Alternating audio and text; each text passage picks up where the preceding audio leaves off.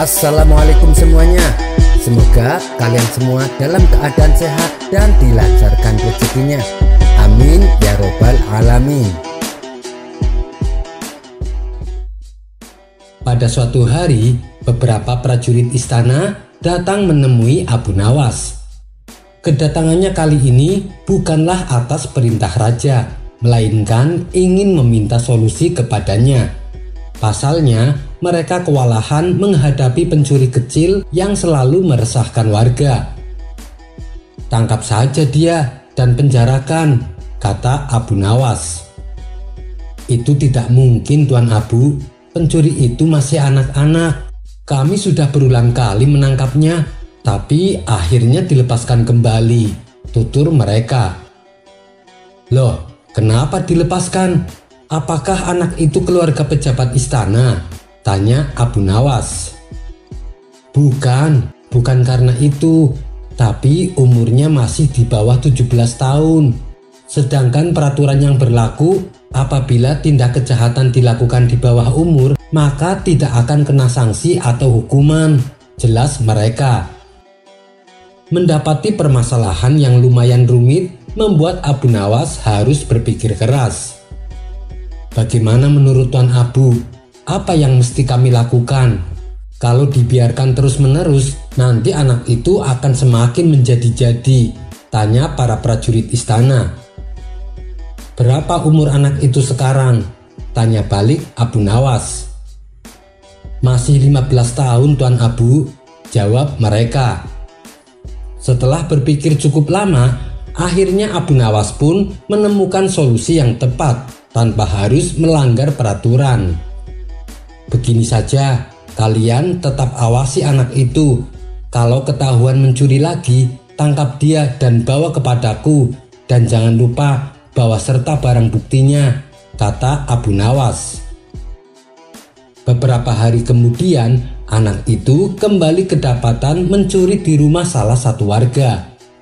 Tanpa menunggu lama, ia pun langsung ditangkap prajurit istana dan dibawa ke rumah Abu Nawas. Setibanya di sana, anak itu berkata sambil menantang, "Apa yang akan kau lakukan terhadapku? Aku ini masih di bawah umur. Kalau aku sampai dihukum, aku akan mengadukan kalian kepada Baginda Raja." "Tidak, siapa bilang kau akan dihukum? Aku hanya mau memberitahu. Kalau mengambil barang milik seseorang harus dikembalikan, dan tugasmu adalah mengembalikan barang yang kau ambil kepada pemiliknya," terang Abu Nawas. "Oh, cuma itu. Baik, aku akan melakukannya," balas anak tersebut. "Hei, tunggu dulu. Tanggalkan dulu baju dan celanamu," sergah Abu Nawas. "Apa? Maksudmu aku harus mengembalikannya dengan keadaan telanjang?" tanya anak itu terkejut. "Iya, benar sekali," jawab Abu Nawas. "Aku tidak mau. Aku tak akan mempertontonkan auratku," tolak si anak. "Dengar ya, menurut undang-undang kamu itu masih anak di bawah umur, jadi tidak masalah. Kalau kau punya rasa malu dan menganggap itu aurat, berarti kamu sudah cukup umur dan kamu harus dipenjara atas perbuatanmu," jelas Abu Nawas. "Sekarang kamu mau pilih yang mana? Menjadi anak di bawah umur atau anak yang sudah cukup umur?" tanya Abu Nawas melanjutkan. "Tapi kenapa harus telanjang?" tanya si anak mulai ketakutan. "Itu hanya sebagai bukti kalau kamu masih anak di bawah umur. Namanya saja anak kecil, kalau telanjang itu wajar," jelas Abu Nawas. "Aku tidak mau, Tuan Abu. Aku malu jadi bahan tertawaan orang-orang. Tapi aku juga takut bila dipenjara," balas si anak gemetaran. "Ya sudah, begini saja. Untuk kali ini kau akan saya ampuni. Tapi ingat, kalau sampai terulang kembali, kau tinggal pilih telanjang di hadapan orang-orang atau dihukum penjara," ancam Abu Nawas. Akhirnya, sejak saat itu anak kecil tersebut tak lagi berani mencuri. Kisah selanjutnya, cerita tentang anjing yang menolong majikannya ternyata bukanlah sekedar dongeng belaka, sebagaimana yang terdapat dalam kitab Uyun Al-Hikayat karya Imam Ibnu Al-Jauzi. Kisah ini bermula ada seorang saudagar dari Basrah hendak melakukan perjalanan dengan didampingi dua pengawalnya. Tujuannya adalah untuk menunggu kedatangan rombongan unta-unta miliknya. Saat pergi ke gurun tersebut, anjing yang dipelihara mengikutinya. Karena tidak suka diikuti, ia pun lantas memukul dan mengusirnya, dengan maksud agar anjing tersebut tidak berani mengikutinya. Walaupun sudah dipukul dan diusir, anjing itu tidak mau pulang. Ia bersikeras untuk tetap ikut. Mendapati hal itu, sang majikan pun merasa jengkel dengan tingkah laku anjing peliharaannya. Akhirnya ia melempari anjing tersebut dengan batu hingga membuatnya berdarah-darah. Anehnya, meski sudah diperlakukan kasar, anjing itu tetap tidak mau pergi. Ia senantiasa mengikutinya dari belakang. Karena merasa iba, sang majikan pun membiarkannya untuk tetap ikut. Singkat cerita, ketika sampai di tempat yang dituju, tiba-tiba ia diserang sekelompok orang yang dulu punya dendam kepadanya. Karena jumlah mereka lebih banyak, dua pengawal yang mendampingi memilih untuk melarikan diri. Kini sang majikan hanya seorang diri dengan ditemani anjing peliharaannya. Melihat sang majikan dikeroyok dan dipukuli, anjing itu mencoba menolongnya. Ia menggonggong dengan suara yang keras, tujuannya untuk menakut-nakuti mereka. Tapi usahanya itu sia-sia. Ia justru dilempari batu dan hendak dibunuh. Terpaksa si anjing berlari menyelamatkan diri. Meski demikian, ia tetap mengawasi majikannya dari kejauhan. Setelah sang majikan babak belur diserang dan dipukuli, ia kemudian dilempar ke sebuah sumur yang sudah tua, lalu ditimbunnya dengan tanah. Merasa yakin bahwa ia telah mati, mereka pun lalu meninggalkannya. Di saat itulah anjing langsung menuju sumur tua, berusaha menolong majikannya yang tertimbun tanah. Anjing itu segera menggali dengan kakinya, hingga kepala sang majikan mulai terlihat. Tidak lama kemudian, lewatlah beberapa orang di tempat tersebut. Awalnya, mereka mengira bahwa anjing itu sedang merusak sebuah makam. Tapi ketika mereka mendekat, ternyata anjing itu sedang menolong seseorang yang telah tertimbun oleh tanah. Mereka pun lalu segera membantu untuk menyelamatkannya. Selepas kejadian itu, sumur tersebut kemudian dikenal dengan sebutan Bi'rul Kalbi, yang artinya adalah sumur anjing. Sebutan tersebut merupakan penghargaan atas kisah seekor anjing yang menyelamatkan manusia. Wallahu a'lam bishawab. Kisah selanjutnya. Suatu kali Nasruddin kedatangan sahabatnya yang seorang pelukis. Karena sudah lama tak bertemu, mereka pun berbincang-bincang saling melepas kangen satu sama lain. Di sela-sela obrolannya, Nasruddin berkata kepada sahabatnya, "Kawan, bukankah kamu pandai melukis? Maukah kau melukisku?" tanya Nasruddin. "Oh, tentu saja saya mau," jawab sahabatnya. "Tapi begini kawan, saya tak punya uang untuk membayarmu," ujar Nasruddin. "Kamu itu kan kawan lama saya, Nasruddin. Aku tidak akan meminta bayaran padamu," balas sahabatnya. "Benarkah? Terima kasih kawan," sahut Nasruddin kegirangan. "Nanti lukis aku seolah aku memakai jubah yang mahal, dan di sampingku dikasih gambar sekarung emas," pinta Nasruddin. Mendengar permintaan Nasruddin tersebut membuat sahabatnya merasa heran. "Tapi kan kamu tidak punya semua itu," ujar sahabatnya. "Aku tahu, pokoknya turuti saja permintaanku," kata Nasruddin. "Lalu apa tujuanmu dilukis seperti itu?" tanya sahabatnya penasaran. Nanti seandainya aku mati sebelum istriku, aku yakin dia akan segera menikah lagi. Dan aku ingin suami barunya menjadi gila gara-gara mencari emas dan jubah mahal yang aku kenakan di lukisan itu, balas Nasruddin. Sahabatnya spontan tertawa terpingkal-pingkal dengan ulah Nasruddin tersebut. Kisah selanjutnya. Dikisahkan, Nasruddin bekerja di sebuah toko pakaian. Pakaian yang dijual terbilang sangat berkelas, tidak ada satupun yang harganya murah. Suatu hari ada seorang wanita masuk ke toko Nasruddin untuk membeli pakaian. Wanita tersebut sibuk melihat-lihat pakaian yang dirasa cocok dan menarik. Setelah menemukan baju pilihannya, ia pun membungkuk untuk melihat lebih dekat.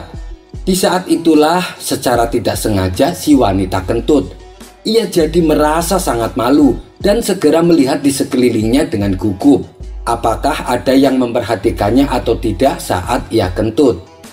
Syukurlah ternyata tidak ada orang, pikir si wanita merasa lega. Tapi ketika ia berbalik, ternyata Nasruddin ada tepat di belakangnya. Maka si wanita mendadak menjadi merah dan pucat menahan rasa malu. Tapi dengan wajah tenang dan pura-pura tidak tahu, Nasruddin menyapa si wanita dengan sopan. "Selamat datang ibu. Ibu sedang mencari baju model apa?" tanya Nasruddin. "Oh, ternyata dia tidak mendengar kentut saya. Syukurlah," batin si wanita merasa tenang. "Ini saya mau beli baju yang bagus itu. Berapa harganya?" tanya si wanita sambil menunjukkan baju yang dipilihnya. "Baju itu baju yang paling mahal di toko ini, Bu," jawab Nasruddin. "Katakan saja, berapa harganya?" desak si wanita. "Bukannya apa-apa, Bu. Tadi waktu ibu baru melihatnya saja langsung membuat ibu kentut. Jika dengan melihatnya saja bisa membuat ibu kentut, maka ibu akan berak ketika saya memberitahu harganya," jawab Nasruddin. Seketika si wanita langsung pergi meninggalkan toko Nasruddin sambil menahan rasa malu. Kisah selanjutnya. Dikisahkan, di negeri seberang terdapat sebuah kerajaan yang aman, adil, makmur, dan sentosa karena dipimpin oleh raja yang bijaksana. Sang raja sudah memimpin kerajaan sejak usia muda. Hingga sekarang di masa tua belum pernah digantikan oleh siapapun. Dan rakyatnya tak pernah keberatan karena sang raja memerintah kerajaan dengan cukup adil. Suatu kali sang raja merasa jenuh. Ia ingin istirahat menjadi raja selama setahun. Namun uniknya, ia tidak menyerahkan posisi raja kepada anak keturunannya, tetapi malah mengadakan sayembara untuk mencari sosok yang pantas menjadi raja. Disebarlah pengumuman ke seluruh negeri bahwa raja akan mencari pengganti. Siapapun boleh menjadi raja, dari rakyat jelata sampai kaum bangsawan. Tapi ada dua syarat yang harus dijalani. Syarat pertama, dia akan dijadikan raja selama setahun. Syarat kedua, setelah menjadi raja selama setahun, maka ia harus diasingkan di sebuah hutan belantara yang dihuni oleh ribuan binatang buas. Syarat pertama tentu saja bukan masalah besar, justru merupakan suatu keberuntungan. Siapa sih yang tidak mau menjadi raja dengan segala kekuasaan dan kemewahan yang akan didapatkan? Namun syarat yang kedua membuat orang-orang yang berhasrat menjadi raja akan berpikir dua kali. Karena semua orang tahu seperti apa hutan belantara, hutan rimba yang liar yang penuh dengan binatang buas. Siapapun yang dibuang ke sana sama saja dengan bunuh diri. Dan karena itulah sayembara tersebut belum ada yang berani mengajukan diri menjadi raja. Akhirnya suatu hari datang seorang pemuda yang menyatakan kesanggupannya menjadi raja dan menerima dua syarat tersebut. Pemuda ini sebenarnya adalah pemuda biasa yang ingin merasakan bagaimana nikmatnya menjadi raja, karena selama ini ia hidup pas-pasan. Dan setelah berpikir panjang lebar, ia nekat untuk melamar menjadi raja. Maka diangkatlah dia menjadi raja. Dan mulai saat itu ia mendapatkan pelayanan layaknya seorang raja. harta berlimpah, wanita cantik, makan dan minuman enak, dan fasilitas istimewa lainnya. Tapi sayang, ternyata ketakutannya akan kematian membuatnya tak bisa menikmati semua itu. 3 bulan pertama dia mulai gelisah karena umurnya tinggal 9 bulan lagi. 3 bulan kedua ia makin tak tenang, makan tak enak, tidur tak nyenyak. 3 bulan ketiga ia mulai menyesali keputusannya menjadi raja. 3 bulan terakhir ia semakin stres berat karena hidupnya tinggal beberapa bulan lagi. Dan kesenangan yang ia cari selama ini tak bisa ia rasakan. Dan ketika masa jabatannya sebagai raja sudah berakhir, lalu dibuanglah dia ke hutan belantara. Tak butuh waktu lama, terdengar kabar ke seluruh negeri jika pemuda itu tewas dimakan binatang buas. Pemuda itu tewas tanpa sempat mendapatkan kenikmatan dan kepuasan dunia yang ia cari. Dengan adanya peristiwa tersebut, membuat orang-orang kian enggan melamar menjadi raja. Buat apa hidup enak selama setahun jika pada akhirnya harus mati? Tapi ternyata masih saja ada pemuda lain yang ingin melamar menjadi raja. Maka diangkatlah pemuda kedua ini menjadi seorang raja. 3 bulan pertama menjadi raja, ia puas-puaskan berpesta karena sadar hidupnya tak akan lama lagi.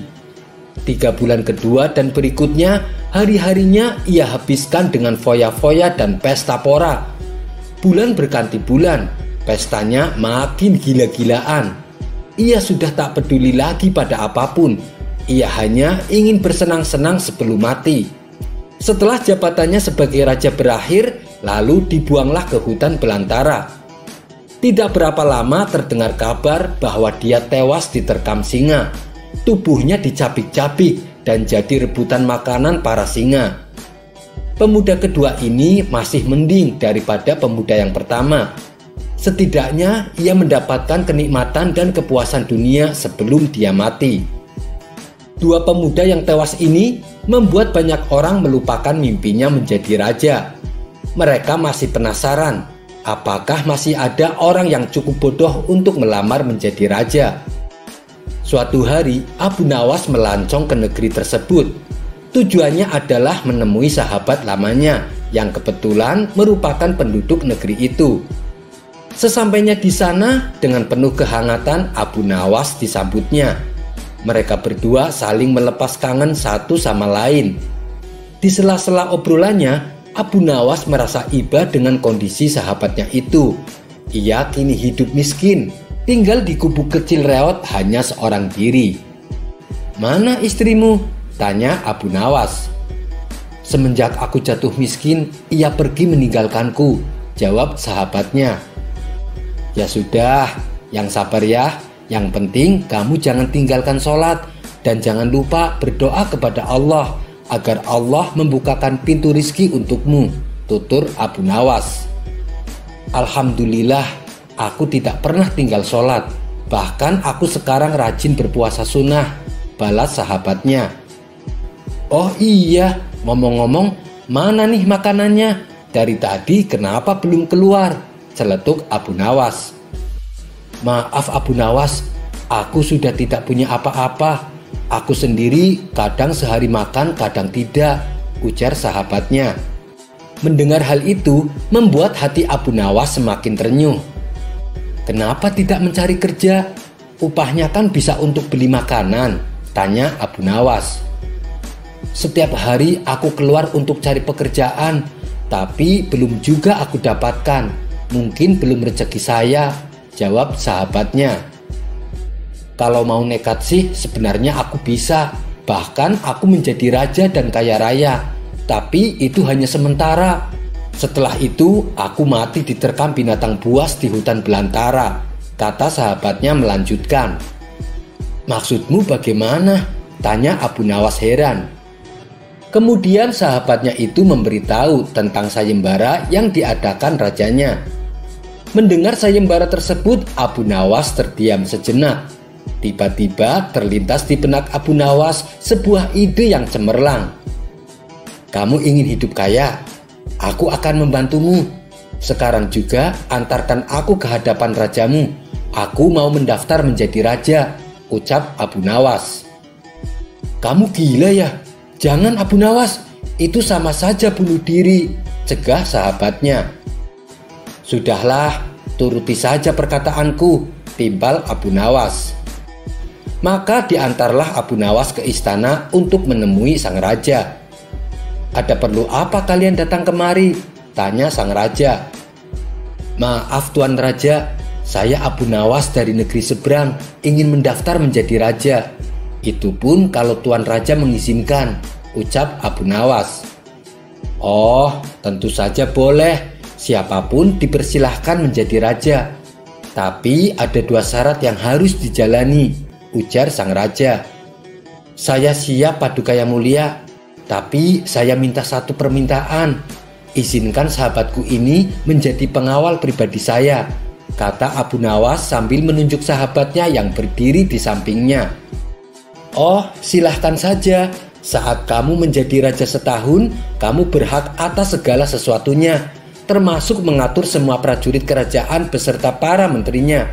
Tapi ketika masamu menjadi raja berakhir, sahabatmu juga harus ikut kamu dibuang ke hutan belantara, timbal sang raja. Sahabat Abu Nawas ini kaget dan sempat menolak dijadikan pengawal pribadinya. Namun akhirnya Abu Nawas berhasil membujuknya. Mendengar ada yang melamar menjadi raja lagi membuat masyarakat penasaran. Sebagian menertawakan kebodohan tersebut, sementara yang lain merasa iba dan kasihan. Abu Nawas pun akhirnya diangkat menjadi raja, dan ia diberi segala kemewahan dan kemudahan, serta fasilitas layaknya seorang raja. Ternyata berbeda dengan 2 pemuda sebelumnya. Abu Nawas tidak berpesta pora dan foya-foya, namun ia membuat beberapa tindakan selama ia menjadi raja. 3 bulan pertama, Abu Nawas memerintah ribuan prajurit untuk membabat habis hutan belantara dan memindahkan semua binatangnya ke tempat lain. Sebagai raja, tentu perintahnya harus dipatuhi. Walhasil setelah 3 bulan berlalu, hutan belantara tempat ia akan dibuang kini menjadi tanah kosong yang siap huni. 3 bulan kedua, Abu Nawas memerintahkan para arsitek membuat istana megah untuk dirinya. Tentunya dengan uang kerajaan yang ia kuasai, Abu Nawas bisa membangun apa saja, termasuk membangun istana di tanah yang dulunya adalah hutan belantara. Maka dalam jangka waktu 3 bulan, berdirilah istana megah dan kokoh. 3 bulan ketiga, Abu Nawas memerintahkan para prajurit membawakan harta dan perabotan dikirim ke istana yang baru saja ia bangun. 3 bulan terakhir, Abu Nawas menawarkan kepada masyarakat, siapa saja yang mau pindah di wilayah istananya akan dibuatkan rumah dan diberi modal uang untuk berdagang. Kesempatan tersebut tidak disia-siakan warga. Ratusan orang mendaftarkan diri untuk pindah di sekitaran istana Abu Nawas. Selama 3 bulan terakhir, tempat yang tadinya hutan belantara kini berubah menjadi pemukiman penduduk. Bahkan di sana Abu Nawas mempunyai istana dengan dipenuhi harta kekayaan.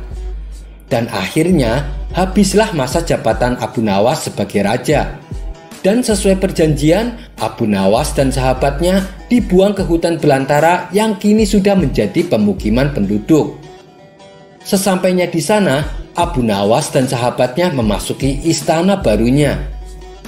Ini semua untuk kamu. Kamu sekarang sudah menjadi orang kaya, tapi jangan lupa untuk bersedekah, tutur Abu Nawas. Sahabatnya itu terkejut bukan main. Ia langsung merangkul Abu Nawas dan mengucapkan terima kasih. Akhirnya Abu Nawas pun pamit pulang kembali ke kampung halamannya. Kisah selanjutnya. Tidak seperti biasanya, di istana Raja Harun al-Rasyid terlihat ramai banyak tamu berkumpul. Ternyata ada pertemuan para ulama bersama Baginda Raja. Setelah selesai membicarakan berbagai masalah agama dan negara, di sela-sela waktu santainya, sang raja melontarkan pertanyaan kepada para ulama. Adakah di antara kalian yang tahu kira-kira Allah sedang apa sekarang? Tentu saja pertanyaan itu tak lazim. Namun memang begitulah karakter Baginda Raja. Apakah Paduka tidak mempercayai keberadaan Allah? Tanya balik salah satu dari mereka. Saya sangat percaya adanya Allah. Dan saya percaya Allah maha segala-galanya, menguasai segala alam semesta dan alam akhirat. Yang saya tanyakan, kira-kira Allah sedang apa sekarang? Para ulama saling berpandang-pandangan satu sama lain. Mereka bingung harus menjawab apa. Tidak elok rasanya Baginda bertanya seperti itu. Jangan samakan zat Allah dengan manusia, ujar mereka. Sudah saya katakan, saya tidak menyamakan zat Allah dengan apapun, apalagi dengan manusia. Saya hanya ingin tahu, kira-kira saat ini Allah sedang apa? Kalau kalian tidak tahu, bilang saja tidak tahu, balas sang raja. Sejenak suasana menjadi hening. Lalu Baginda Raja teringat dengan sosok Abu Nawas. Mungkinkah Abu Nawas bisa menjawab pertanyaanku ini? Ucap Baginda dalam hati. Kemudian Baginda Raja menyuruh para pengawal untuk segera memanggil Abu Nawas ke istana. Berangkatlah beberapa pengawal pergi menuju rumah Abu Nawas. Setibanya di sana, ternyata Abu Nawas tidak ada di rumah. Sang istri memberitahu kalau Abu Nawas sedang minum kopi di warung. Para pengawal istana pun segera menuju ke sana. Sementara Abu Nawas yang sedang asik kumpul bareng temannya di warung ditanya oleh salah satu kawannya. "Hei Abu Nawas, kemarin dapat proyek apa dari Baginda Raja? Pastinya Baginda Raja memberimu banyak hadiah." "Tidak ada," jawab Abu Nawas singkat. "Kalau begitu, berikan sedikit nasihat kepada kami," desak yang lainnya. "Kebenaran adalah sesuatu yang berharga, bukan hanya dari segi agama, tapi juga dari segi materi," ujar Abu Nawas sembari menyeruput kopi dengan hati-hati. "Tapi mengapa terkadang kita harus membayar mahal untuk sebuah kebenaran?" sahut kawan lainnya. Abu Nawas menjelaskan, "Coba kalau engkau perhatikan, mahalnya harga sesuatu dipengaruhi oleh kelangkaannya. Makin langka sesuatu itu, maka makin mahallah harga sesuatu tersebut." Semua orang dalam warung mengangguk-angguk. "Benar juga apa yang kamu katakan Abu Nawas," ujar salah satu dari mereka. Belum lagi Abu Nawas menghabiskan kopinya, tiba-tiba datang beberapa orang pengawal istana. "Abu Nawas, kamu dipanggil untuk menghadap Baginda Raja sekarang." Dengan pakaian seadanya, Abu Nawas pun pergi ke istana bersama beberapa pengawal kerajaan. Setibanya di istana, terlihat tampak beberapa ulama sedang berkumpul. Sang raja tampak duduk berwibawa di singgasananya. Begitu melihat Abu Nawas, Baginda Raja langsung memanggilnya. "Sini ke depan Abu Nawas," titah Baginda. Abu Nawas pun segera merapat ke depan setelah mengucapkan salam kepada para ulama. Belum lagi Abu Nawas duduk sempurna, tanpa basa-basi lagi Baginda bertanya kepada Abu Nawas, "Ini para ulama yang ada di sini, tidak ada yang bisa menjawab pertanyaan saya. Saya ingin menguji kecerdasanmu. Apakah kamu bisa menjawabnya atau tidak?" kata Baginda Raja kepada Abu Nawas. "Wahai Paduka yang mulia, bukankah beliau-beliau ini adalah ulama yang berilmu agama tinggi, sedangkan hamba hanyalah orang biasa? Rasanya tidak pantas kalau saya yang menjawabnya," sahut Abu Nawas. "Tapi kalau boleh tahu, pertanyaan macam apakah yang Baginda tanyakan?" Baginda Raja berkata, "Tadi saya bertanya kepada para ulama di sini, kira-kira Allah sedang apa sekarang? Tapi tak ada satupun yang bisa menjawabnya. Apakah kau tahu Allah sedang apa sekarang?"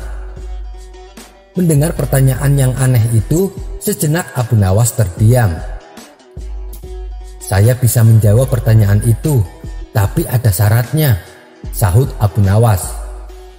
"Apa syaratnya?" tanya Baginda sedikit terkejut. Syaratnya adalah saya harus duduk di singgasana Baginda Raja dan Baginda Raja harus duduk di bawah bersama para ulama, jawab Abu Nawas. Syarat macam apa lagi ini? Gumam Baginda dalam hati. Tapi karena penasaran dengan jawaban Abu Nawas, Baginda Raja pun menuruti permintaan Abu Nawas. Setelah Abu Nawas duduk di singgasana Baginda Raja dan Raja Harun al-Rasyid duduk di bawahnya, Abu Nawas berkata dengan lantang, "Kalau Baginda ingin tahu Allah sedang apa sekarang, saksikanlah Allah sedang mengangkat Abu Nawas jadi raja dan Harun al-Rasyid jadi rakyat biasa." Spontan Baginda Raja pun tertawa mendengar ucapan Abu Nawas, diiringi oleh beberapa ulama yang sedang duduk di sampingnya. "Kamu memang pintar Abu Nawas. Kamu malah memanfaatkan pertanyaan ini untuk bisa duduk di atas singgasanaku. Tapi memang yang kamu katakan itu benar, maka aku pun tak bisa marah kepadamu." Baginda Raja pun memberikan hadiah kepada Abu Nawas atas kecerdasannya. Sekian dulu perjumpaan kita kali ini. Sampai bertemu lagi di kisah selanjutnya. Terima kasih yang sudah subscribe dan setia menonton channel ini. Wassalamualaikum warahmatullahi wabarakatuh.